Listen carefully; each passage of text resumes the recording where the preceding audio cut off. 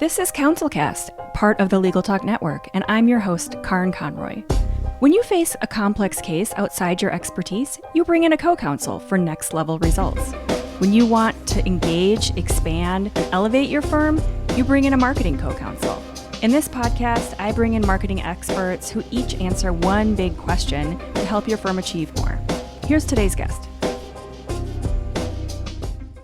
I'm Jason Rutel, founder and owner of Creative Nomads. We're an agency specializing in working with missions organizations and nonprofits, helping them establish their digital legitimacy, building their brand, the communication channels that they are connecting with their supporters, and helping them grow and extend their reach online. We love working with people who are impacting change in the world.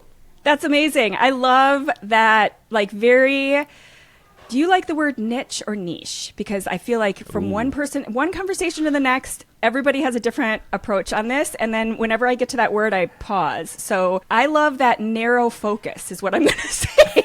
Well, you have me doubting myself now because I was going to say it's niche, but there's no T. Right. Exactly. That is exact. It's like people who say height, or, they add, or no, it's not height. It's one of those words, and they add the T at the end. Well, I'm in Texas, so we draw things out a little bit longer over here. But I was born in California, so how do you pronounce things like fountain? Well, I grew up in Minnesota, so I add a long O to everything. But back to the point here. Is that you have a narrow focus, and you know exactly who your clients are, and it's genius because you know who you're talking to, how to approach them, and the kind of people that you enjoy working with too, like you said. So that is not actually what we're going to talk about though today. So thank you for being here. Thank you. You have a specific focus, a narrow focus as well, right? Yes. And the audience is mostly lawyers. And Sweet. So they're going to really appreciate this long-winded, weird, windy road to getting to the topic here. But today we're going to talk about trust and designing for trust and what you can do to encourage trust. Because as a lawyer, trust is a big deal, really big deal. You need to start with trust, and you need for people to trust what you're saying.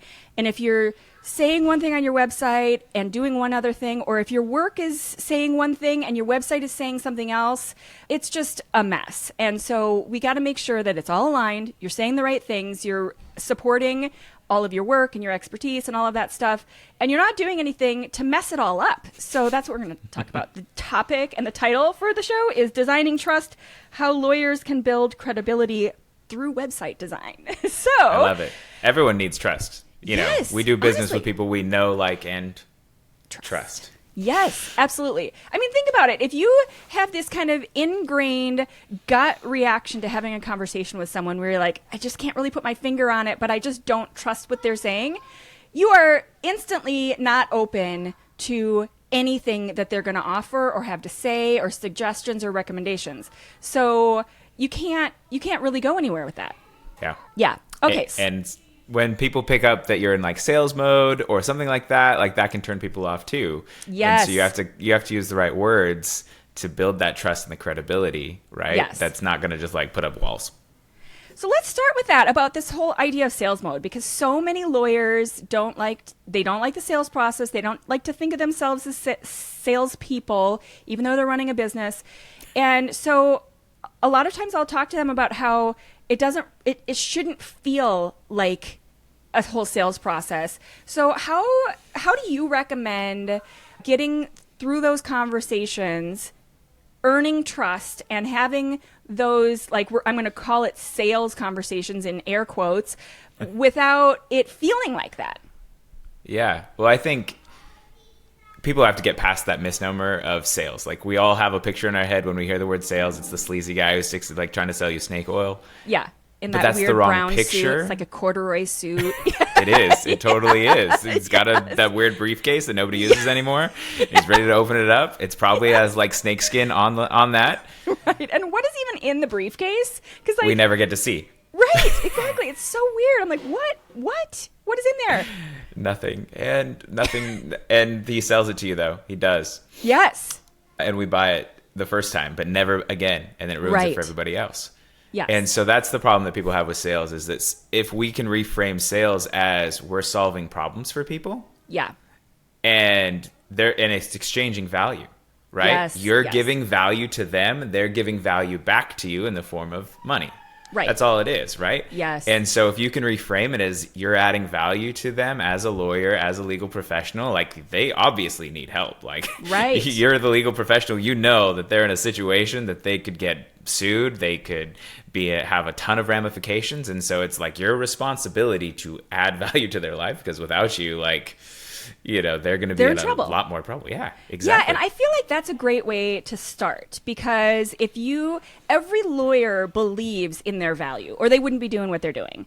And so to start out by saying, I am providing a value, and you understand inherently right away when I say that what your value is, whether it's protecting their business, whether it's getting them out of a rough spot, whether it's planning for whatever that value is. Like there's a million different definitions for what that means for each lawyer, instead of it being, oh my gosh, I have to convince them to agree to this contract and a price and all of that stuff. Totally different feeling. Yeah. Yeah. Okay, so you start out, you say, okay, I'm providing this value. Then you figure out the actual monetary value of the service and value that you're providing. And so where does storytelling come in?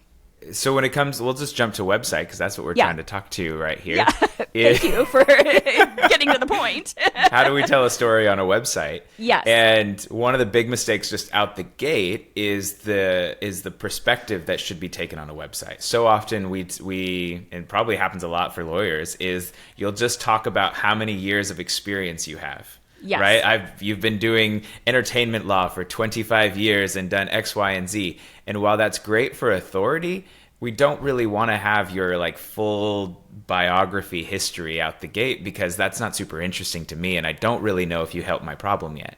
Right. And so instead of taking a perspective of talking about yourself, the first thing you have to do is capture the visitor's attention, your customer, your client's attention, by speaking to them. You know, what is it that they have a problem with?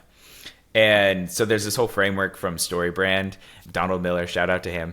Yes. And it basically is saying that your customer is the hero of their own story. Yes. You're not the hero as the lawyer, which I don't know if that's going to push any buttons. It's hard. Yeah, it's really hard for a lot of lawyers, because I will say I've been doing this long enough that in the beginning of the internet, this was not how we were doing things.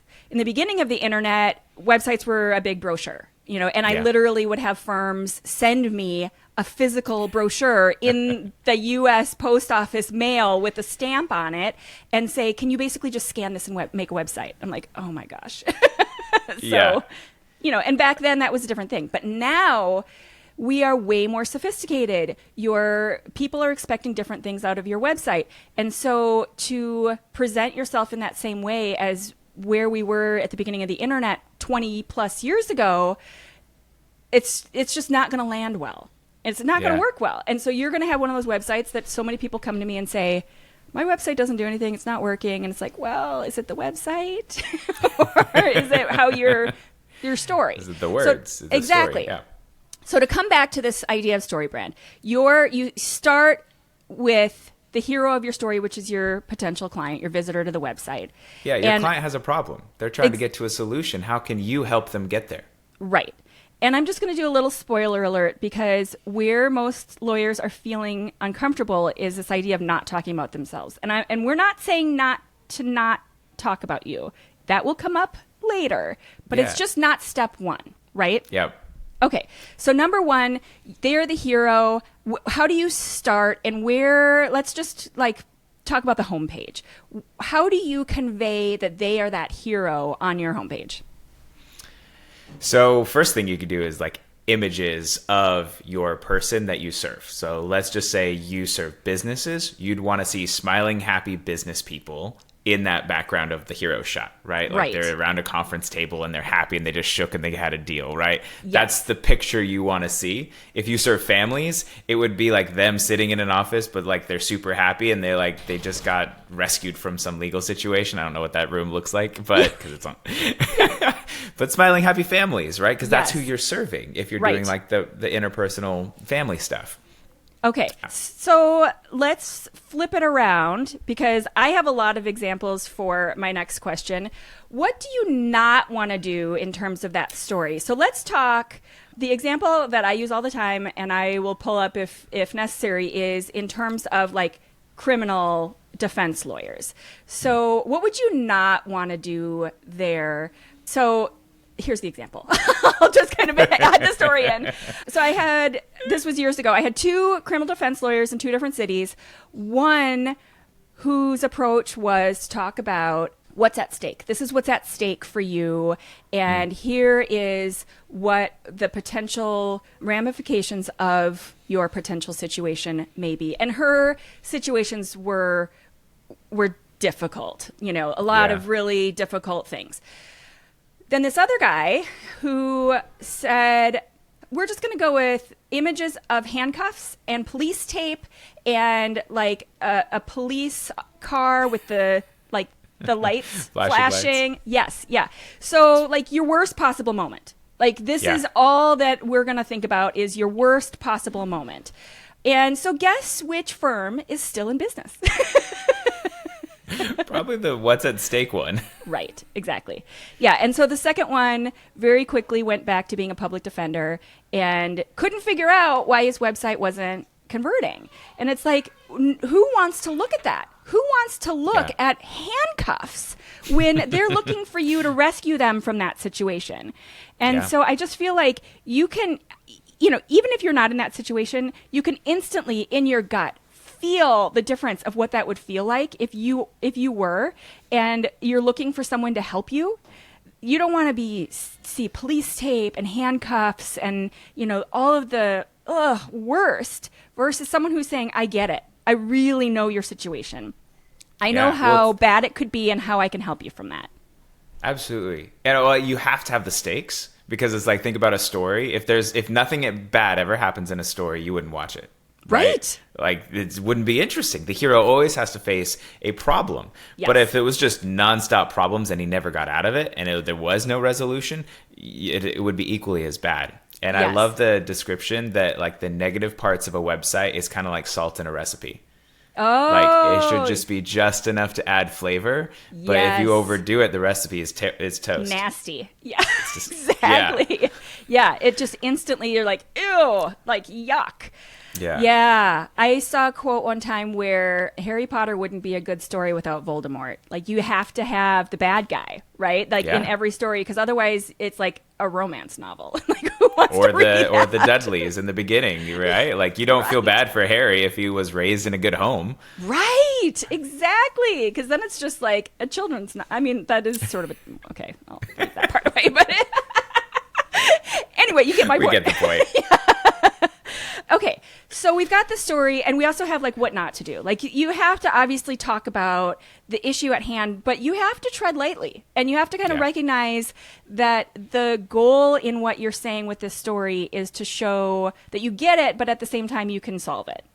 Yeah. Yeah. Okay. So what else can you do on your homepage? And then how do we go into like the second step of, okay, I present the story of the hero. What's the next thing that you do in order to really get them moving through your site in a trusting way?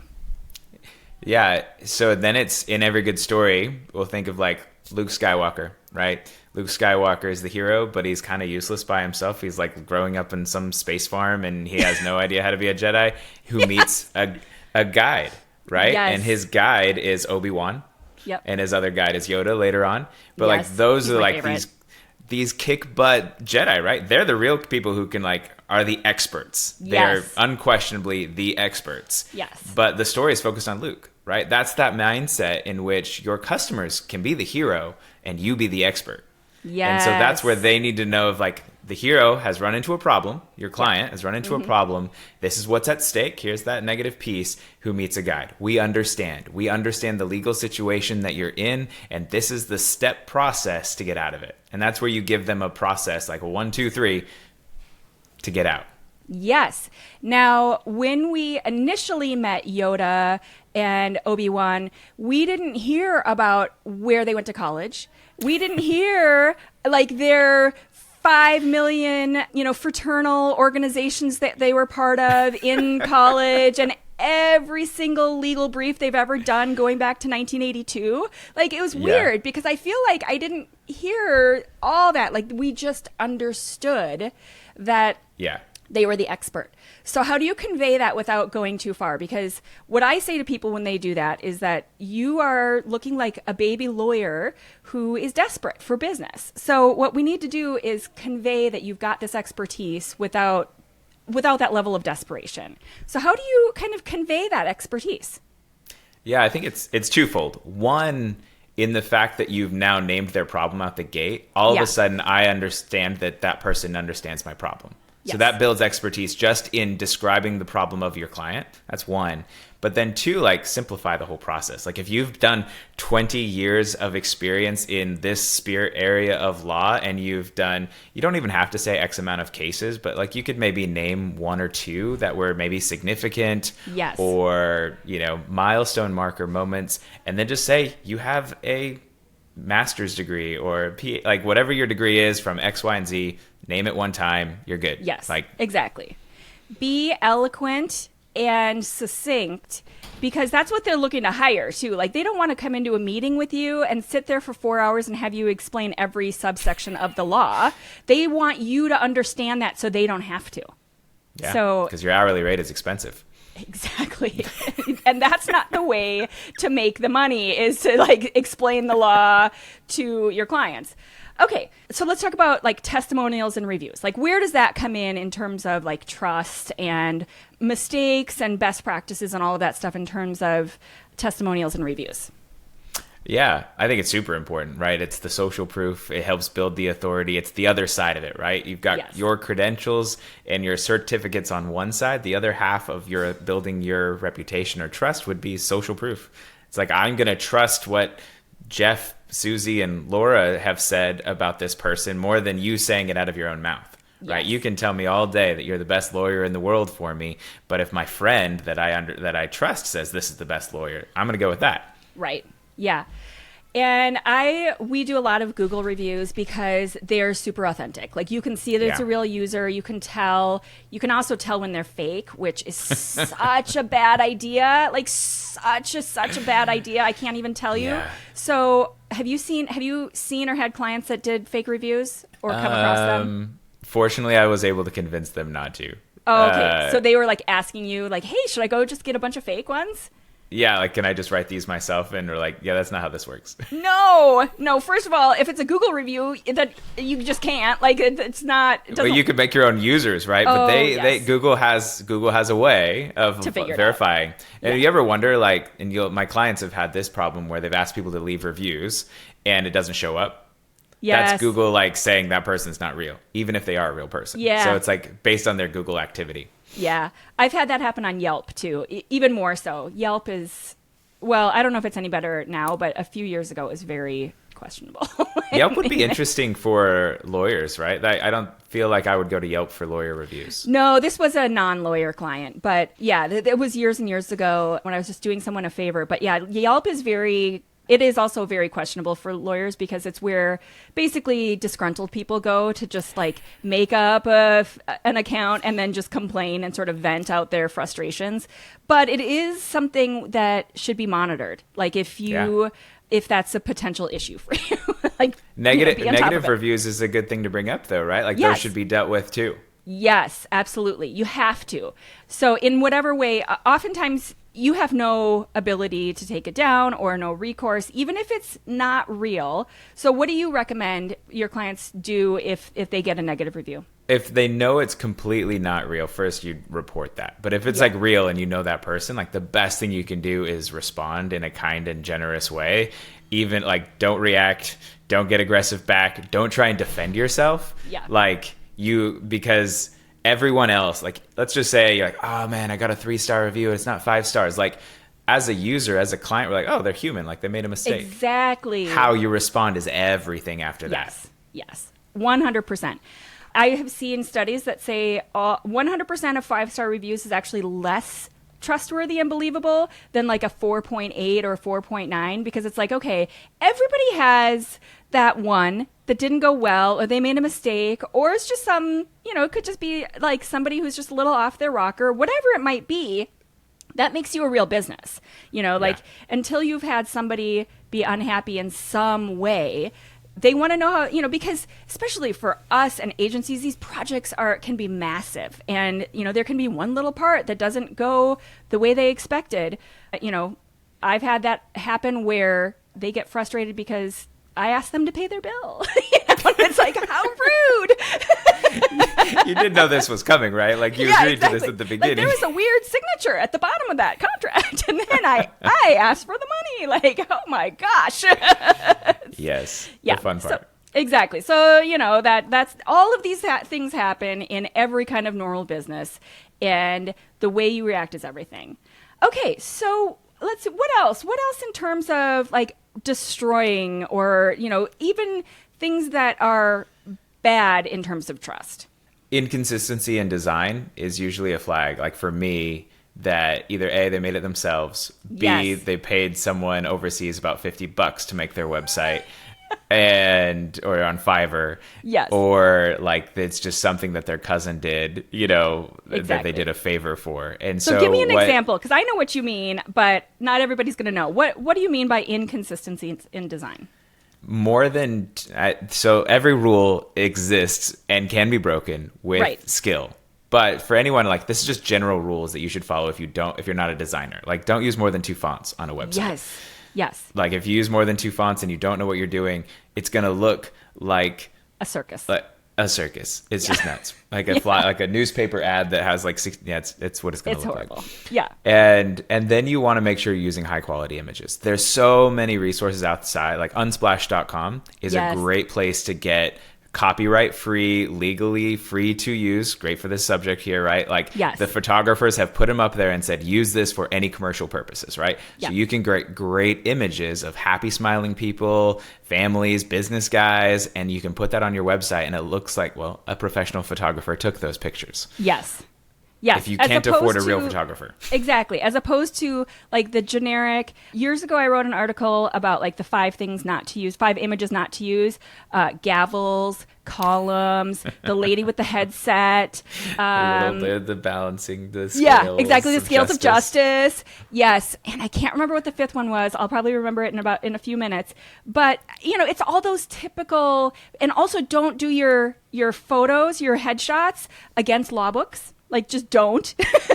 Like, first of all, most lawyers don't even use the law books anymore. They're doing everything electronically. Let's hope that's you too. So let's just not do that. Like, you can be more creative than that.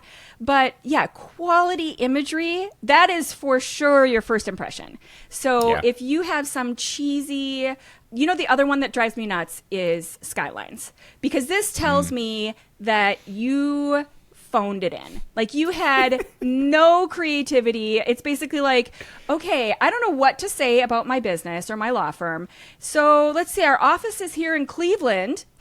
So let's just go with the picture of Cleveland. I have nothing else.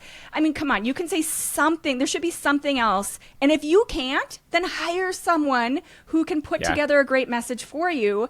And then the visual should align with that message, period. Like it should not be a skyline unless you are selling corporate office space or something. That's great. But let's please get rid of the skyline images. It's so just obvious and generic. It is. Here's one that will just completely destroy trust for me. That pet peeve is SSL. Like the not secure little like lockbox in the corner. Yes. Like you get there, we all get the warnings now. It says this website is not secure. Yes. Right. We all just want to run away.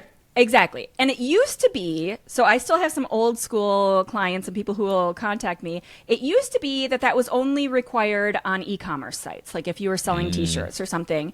But then slowly that just became an added level of security. So a lot of people who initially, who aren't website people will come to me and say, I didn't think I ever needed that. I'm like, well, 10 years ago, maybe not. Actually, Right. it's probably more than 10 years. But whenever that was that it transitioned over, at one point you didn't necessarily need it, but now you do. You absolutely have to have the little lock up in the browser. I'm pointing at it, but you can't see my screen.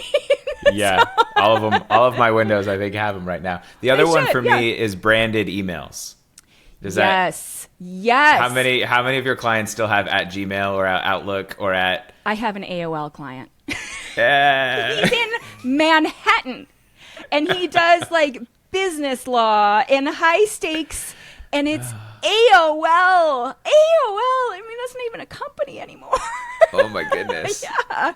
Right. So, like, let's say that you are just an older person and that is where your comfort is. You can still have it forwarded so that if you need to log into AOL because everything else freaks you out, that's fine. But you have to have like a forwarded masked email on top of that you can have as your public face of an email. Because instantly I'm like, I don't think you know what you're doing. Well, there's that. It's also a security issue. I was explaining this to one of my clients the other day is anybody can make an at AOL email or an at Gmail email. It's free. I can go sign up in 5 seconds and there's no security around it. But if it's at your URL, you have to prove that you own that URL by putting certain records in. Yes, exactly. So it's a security thing. Nobody else can go make your at domain email address unless it's actually you. Right. Yeah. And so once again, another level of trust. Like I see that and I'm like, oh, okay. They either know how to make emails or they know someone who can help them with that, you know, and this is basic, like I'm building a business. These are the kind of intro steps to making a business. So the other one is that I was mentioning before we started recording is you got to just check your email, your website from time to time. I had someone send me an inquiry the other day and I, of course, go to their website to see, okay, first of all, is this legit or is this, you know, some spam company? And the first thing I notice is their blog is full of spam and like porn posts, which indicates that they've been hacked. And it's not just your website that's going to be impacted. This is your domain. This is your name. And I don't know how long that's been like that. It's so bad. So you have to check these things and you should have automated scanners attached to your website that are checking them for you so that you get an alert when things go bad like that. Because it's really bad. It's really bad. Imagine if a potential client lands on your site and you've got like, it was like, you know, bad language, all that stuff. And you're a lawyer. Like you got to have that stuff. You got to check it instantly. Like it's an urgent problem to fix. So set up those security issues that are scanning and double checking for these things. That should be, all of these things seem like no-brainers, but I see them all the time, and I'm sure you do too. Absolutely. It's like you really need to have your website taken care of by some company who can take care of that for you because, to be honest, how many of them want to go check their website every single day or even like that to check to see if their posts have been hacked? Right. But if that was in the hands of someone who is taking really good care of it, like you guys, then it's going to make sure that shameless plug. Yeah, that's okay. I appreciate it. Thank you very much. It's going to make sure that you've got all the firewalls and the security in place that's going to prevent that. Like I got handed, and it's going to cost them way less if it's already in your hands than if they bring it to you broken. Yeah. Right? Like I charge someone 10 times the price because it's just our hourly rate. Yep. But if we were on our hosting care plan, it would be covered. Exactly, because it would never get to that level. And I've had cleanup things that drag on for weeks, and it's like so many hours of phone calls and cleaning things up, and you know, I hate doing that. But at the same time, I do love coming in and kind of rescuing a site that is in that kind of disaster mode. But you know you can help. Exactly. But it should never get to that point. And I mean, let's be honest, I am in my website all the time, but probably not every single day. And so I'm not going to go and check my own website because I know I don't need to. I know I've got things set up so that it's already being scanned and I'm going to get an urgent alert if there's something suspicious going on with the website. So that's how it should be too. Navigation. How about the top of the website? I love this. Okay, this is good because this is not something everybody thinks about or recognizes as important.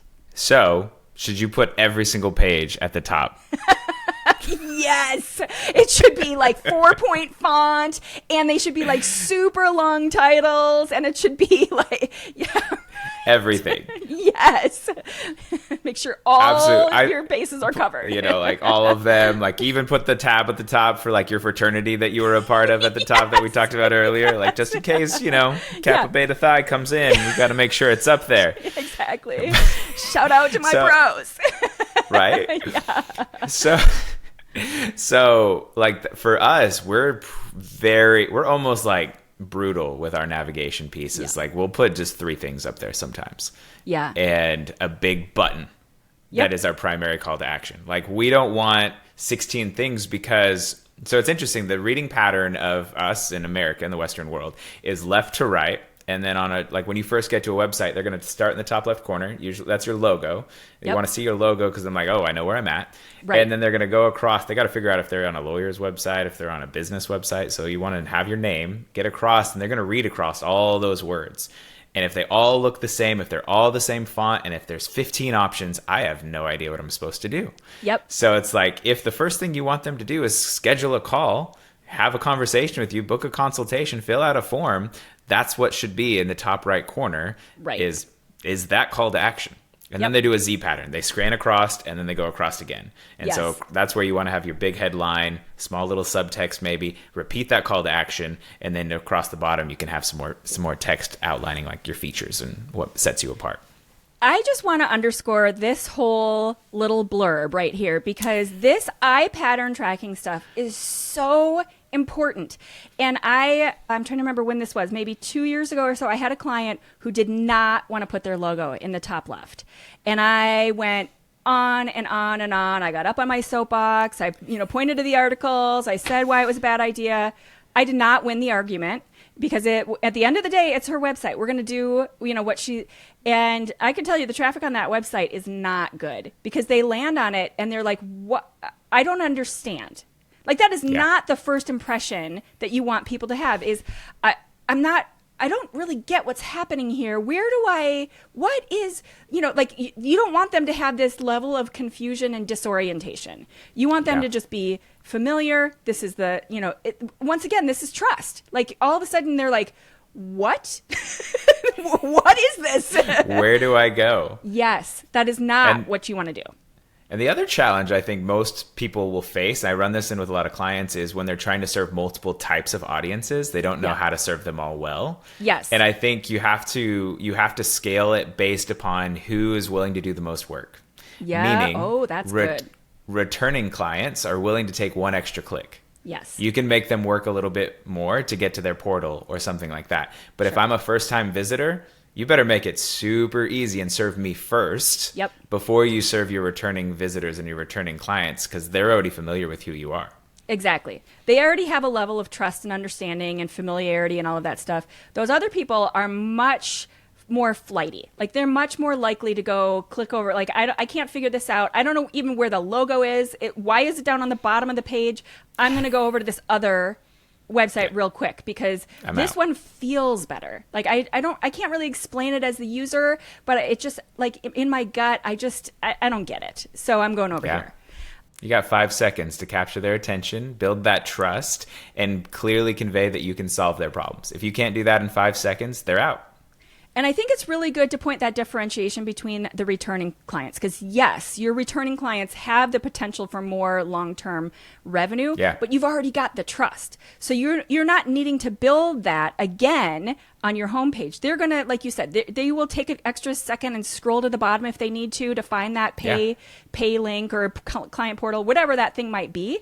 But the people who don't have the trust, you got to get there first. So that's an awesome point. I appreciate that one. So navigation, keep it clean, keep it as succinct as possible. One clear call to action. If you put in all those fraternity links and all that garbage, you are now giving them decision paralysis and you're overwhelming them. And once again, they're going to the next site. So you just can't do that. Like keep it nice and clean. And look around. Look at these websites that have spent millions of dollars, major corporations. They do not have all of those links either. Yeah. So there's a reason. We're not just doing it because, it looks nice and it's pretty. All right, so it is time for the book review. So if you, the listener, have not recognized that we have this amazing library on the website, all of our guests recommend a great business book. Oftentimes it's related to whatever we're talking about. Sometimes it's not. Sometimes it's out of left field, which makes it more interesting sometimes. But I know you have a really good one, and it's kind of a throwback to what we were talking about earlier. So what is the book that you have today to recommend? Yeah, so I mentioned it earlier, and we've basically used some of the principles throughout this whole conversation. We use it in how we build our websites, our call to actions in a lot of ways. So it's super helpful it's all about if you confuse, you lose. And the book is called Marketing Made Simple. I love it. So by Donald Miller. And he's the author of Building a Story Brand. So he is like also the godfather of story brand, which is this whole idea that you make your, like you were saying earlier, making your potential client or visitor, whoever, the hero of the story. But this is like the follow-up, right? This is the more recent one? I have not read this one. So he's got a new one right after this one called Business Made Simple. His goal is to like replace online MBAs and make it accessible to everyone. But this one, it makes your marketing plan super accessible. Like literally everything we talked about for a homepage website, he talks about the different sections, like where to put a process in place, how to have your value proposition, how to do what's at stake section. Like he breaks that down and like even gives you like sentences, like fill in the like ad libs, mad libs type style. Nice. I love that. I love books like this. That another one that's similar in my mind is Profit First, where it literally had like templates where you can, where if you're someone who kind of gets overwhelmed by the finances and all of that stuff and like, where do I even figure this out? And what's the right percentage of this? And Profit First is great for that because it literally has like formulas and templates and stuff like this where it has like the fill in the blank, like it's sort of like a Mad Libs for marketing. It's amazing. Like it seems so simplified, but it's so hard to make it that simple sometimes. That's awesome. Yeah. Okay, so we will link that book in the show notes, on the page, in the library, all over the place, so that you can't miss it. You'd have to try hard to miss it. All right, so Jason, what is one big takeaway that you'd like people to get from this episode? I would say, like, for us, your presence, your digital presence does matter. And I think for so many people, maybe your audience, who probably have had a website for a long time and it's just kind of something that I just had to have. As we're moving into this next generation, it's like it really is this point of like it's your online calling card that represents your business, and the level of intentionality and quality you put into that is what they're going to take away. Like branding is more than just your logo. It's the entire experience, your brand, your company. It's when a customer comes there and they experiences that, they're going to judge your quality. And unfortunately, you might be the best lawyer in the world and you'll probably still succeed. But when they go to your website, they're not going to know it. They're not going to have that feeling. And the only way you're going to get business is word of mouth. Right, which is a bad marketing plan. I mean, like that's so many. I'm sure a lot of people come to you and say the same thing. Like their whole marketing plan is, I don't need to do any because I just am getting word of mouth. And I'm like, well, how can you plan for that? How do you know what next quarter is going to be? And how is that not just being lazy? Because you're counting on the rest of the world or your network to provide your business for you. And listen, there's nothing wrong with getting referrals, but that should only be one slice of your marketing pie because it's not reliable and there's no plan in place. And so you really, if that is your whole plan, and I guarantee many people who are listening right now, that is their whole plan, you're for sure missing out on a good chunk of business that you could have otherwise had if you were kind of doing things in the right way.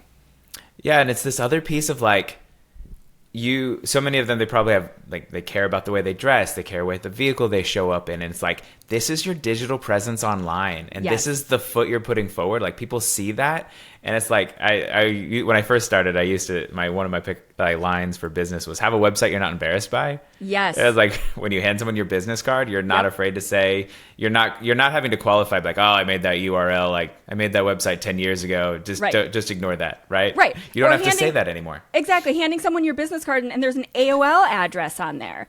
I mean, like, I used to hand out notepads when I went to events that said something to the effect, I can't remember the exact wording, but you are a great lawyer. Does your website know that? Like, does your website reflect how awesome you are and how good you are at what you're doing? And not just you, like that is sort of a dated version of what we've been talking about, because it shouldn't just be about you, but it should convey that you solve those problems and do all the things that we were talking about to, put out that level of trust that people are going to understand just inherently when they come to your website. Yeah. And we want to know that it's like how you do anything is how you do everything. Oh, I love that. That's a great quote. We are definitely using that quote on the social media. That was awesome. Okay. I feel like that's a perfect place to land, because seriously, that is trust right there. Where I see one little piece of you, I'm going to assume that how you do that one thing is how you do everything. And that's people kind of understanding trust and feeling like they can trust you, is if that one interaction and that one thing that they're seeing about you is good or garbage, right? Yeah. Awesome. All right. Jason Rutel. Oh gosh, I just totally Rutel, I'm sorry, is the founder and owner of Creative Nomads. Thank you. This was an awesome conversation. Thank you for being here. Thank you so much for having me. It was so much fun talking to you, and we had so much fun. Yeah. Thank you for listening to this episode of the CouncilCast podcast. Be sure to visit our website at council-cast.com for the resources mentioned on the episode and to give us your feedback. If you enjoyed this episode, I would appreciate if you could rate and review the podcast on Apple and subscribe to your favorite podcast platform. See you on the next one.